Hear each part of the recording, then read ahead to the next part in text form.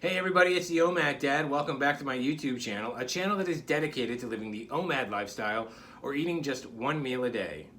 Today is July 1st, and if you saw my last video, that means that we are starting the July No Splurge Challenge. Hopefully you're joining me and you saw the last video. I urge you to commit to taking the month of July and practicing OMAD with no splurge days. This is a great challenge for people who are seasoned OMAD veterans, people who have been doing this for a while, and maybe you've kind of gone off track and gone off course. And it's especially perfect for those who are brand new to OMAD, who are looking to get into it, because you need that foundation to start so that you can make OMAD a way of life, you can get your hunger hormones in check, and you get used to this way of eating. July is also a great month to do it because there's not that many major holidays in it. Usually you have the 4th of July, so yes, you'll have some sort of picnics or barbecues to go to, so you'll have to plan accordingly for that one day, but it's in the beginning of the month, we get it over and done with, and then we're able to move right back on with our practice for the rest of the month. Again, it's not necessary, it's not required, but it's sort of a fun thing to do to challenge each other, and there's strength in numbers. So I hope you guys are joining me for that. If you want more information about it, check out my last video on this channel about the No Splurge July Challenge. I'll be doing it with you, and I want to hear from you guys and hear how it's going, how your progress is, and we're going to check in again at the end of the month on it. But today I wanted to do another reader question. And it's a really good one, and even though it's something that I've kind of covered before, don't be afraid to ask a more specific question. I'm always available.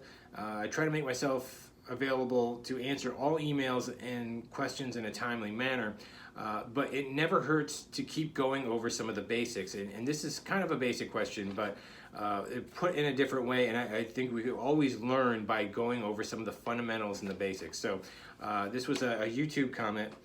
And it says, "Hi, I'm new to OMAD, and I just wondered what people eat for their one meal in general. I'm 42 years old, 5'9", 160 pounds, so that's a really great BMI. That's a great place to be. I'm really not interested in weight loss. I'm interested in the health benefits. I would say that's a good place to start. You wouldn't really, I know that BMI for that height range, because I am 5'9" myself. You really don't need to, you have some wiggle room to lose a little bit of weight and still be considered healthy, but you're still at the perfect level of right where you are. So my concern is nutrient deficiency, and does eating OMAD make your body require less nutrients over time?" So we have a few questions here, and I'd like to pick them apart one at a time.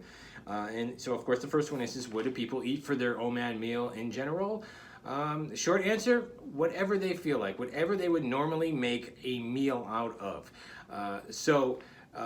It could be that you've chosen to be vegan. It could be that you've chosen to be keto. It could be that you just like the standard American diet. Maybe you're going for more of a Mediterranean feel. You can mix it up. There is really no right or wrong answer here, but pick the foods that you would like, that you can make a meal out of. Now, you probably would see videos online or on YouTube of people who decided to do a one meal a day junk food where they have candies and cookies, and maybe they've been able to lose some weight, but that's not the overall goal here and not the message that I want to convey. You want to pick foods that you can make a meal out of, and you want to get as many nutrients in as you can.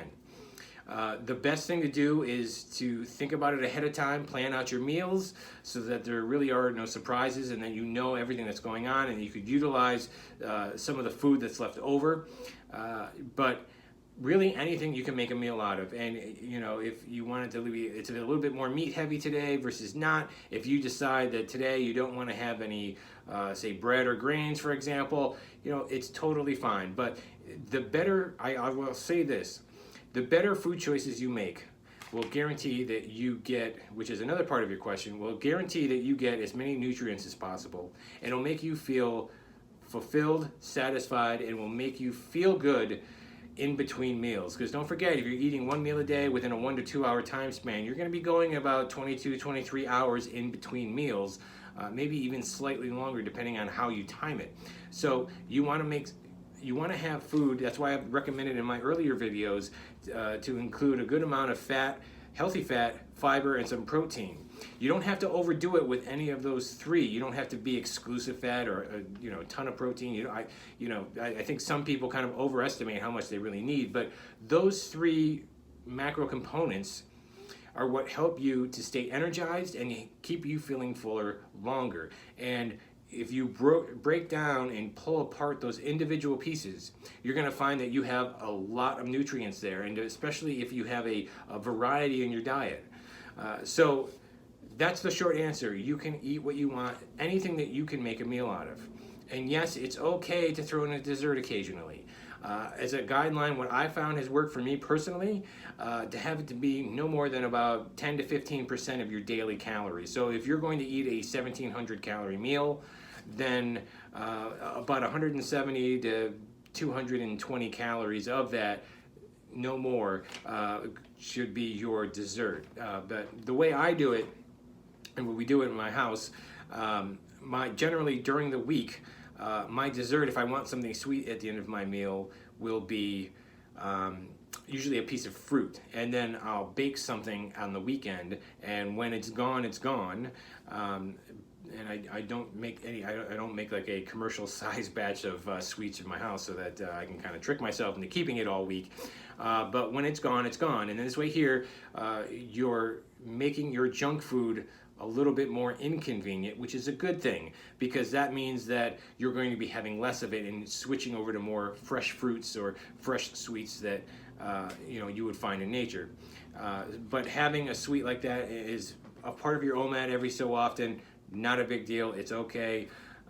You really use your discretion on that, whether or not you want to. Some people are choosing to get rid of sugar in their life, or they don't want to have anything with white flour. That's totally up to you. But getting back to the first part of your question, whatever you can make a meal out of is perfect for your OMAD. Another helpful hint too. Make sure you know how many calories it's going to take to maintain your goal weight, and that's kind of your baseline. You really don't want to be shooting over that.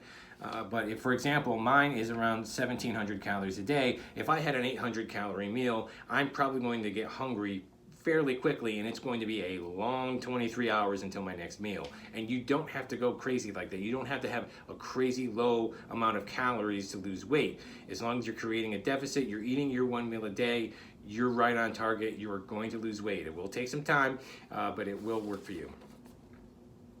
And you will get those extra added health benefits that you're talking about, and what we've mentioned on this channel. Just look at some of the comments, go on some of the one meal a day Facebook group pages that you can find.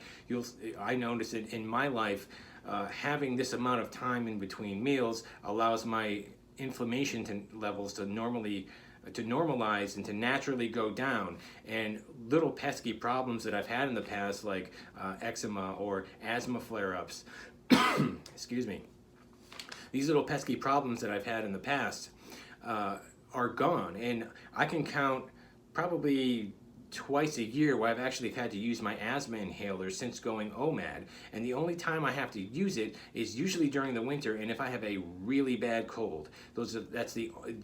Usually those two circumstances are in play, because even when it's really cold outside in the winter, it doesn't bother me the way it used to when I was eating 3+ meals a day.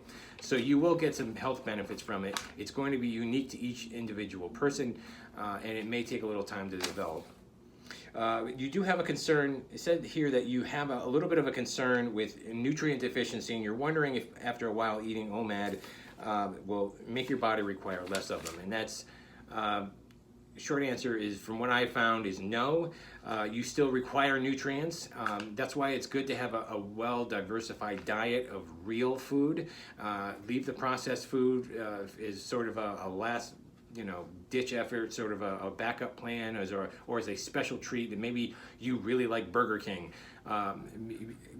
Leave that for maybe a once in a month treat. You get your Burger King fix. It's your OMAD meal. It's okay. You're within your calorie range, and you're having the meal in the way that I've been describing on this channel. Then that's fine. Try, and you'll find that you're naturally able and more motivated to seek out better quality food. Because as I said before, the better quality food that you eat, the more satisfied you're going to feel, the more satiated, and the better you're going to feel in between eating times when you're fasting. When you eat junk food, it's going to be that much harder to be able to keep going in. I could speak from my own experience for in between meals. If I have a really good healthy meal, good mix of nutrients, fresh fruit, vegetables, good protein sources, real food. In other words, when I cook it myself and it's real food with real ingredients, I know that my fasts are easy. But when I go out and I have a processed food meal, a fast food meal, that 23 hours, 22 hours, however long it is until my next meal is a long one. So that's just something to keep in mind. But you're always going to require nutrients in your diet. And so if you have a very versatile diet that incorporates a lot of different foods in there, you're going to get your nutrients that your body needs.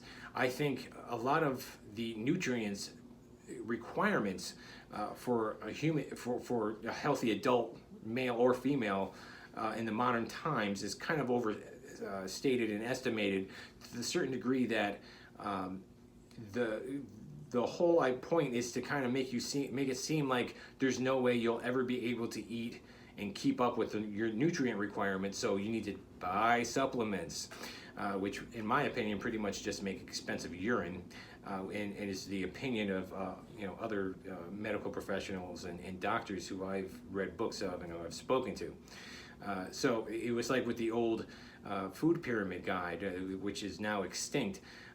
But on the baseline of the pyramid, for those of you who grew up in the 90s, 80s and 90s, like myself, and who went to public school, will remember those food pyramids. And on the bottom, it's recommended that you have 6 to 11 servings of grains a day. And that didn't even include all of the other foods that the government thought that you should be eating as well. And so when you think about that, you're either shoving food in your mouth constantly to keep up with the requirements, or you have no need to go out and to buy pills, buy powders and shakes and all of this other stuff to get the man-made synthetic nutrients that all of the experts in the field who are trying to sell you things are convincing you that you need. So this is where having a good relationship with your doctor, getting your checkups yearly, regularly, and and telling your doctor your concerns about your health, and so they have an idea of what to look for and where to go. I make sure I get my yearly physical every year, and I ask these questions. I want as many tests as I can get, and as many as my insurance company will allow, so that he can have a really good picture as to what is going on in my body, how I'm feeling, how my real health is. So if nutrient deficiency is something that's a concern for you, that would be my recommendation. Eat a wide variety of different foods, eat real food, cut out a lot of the processed junk, even better if you can get rid of it entirely, and have a really good relationship with your doctor, and make sure that they're checking you, all of your levels, and looking at the big picture to make sure that you're on the healthy track. And believe me, since I've gone on OMAD, my numbers have stabilized out, and my health has improved immensely.